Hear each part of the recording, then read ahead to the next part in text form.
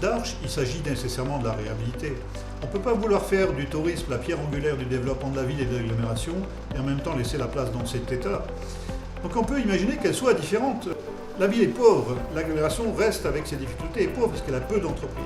Si on n'allume pas les moteurs de l'attractivité, et notamment par exemple par la réalisation d'un marché couvert, qui est plutôt tendance aujourd'hui avec toute la question des circuits courts en plein cœur de la ville et autour de la place d'Arche, ou à proximité de la plage d'Arche, ou pourquoi pas sur la place d'Arche, on ne retrouvera pas les ressources nécessaires qui vont nous permettre de réhabiliter les rues. Il faut 1,8 million aujourd'hui pour avoir un niveau acceptable de rénovation des rues, de la voirie.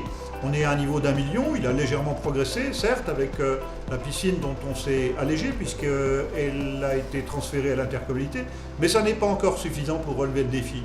Et c'est toute la difficulté, quel que soit l'élu qui va pouvoir être élu demain.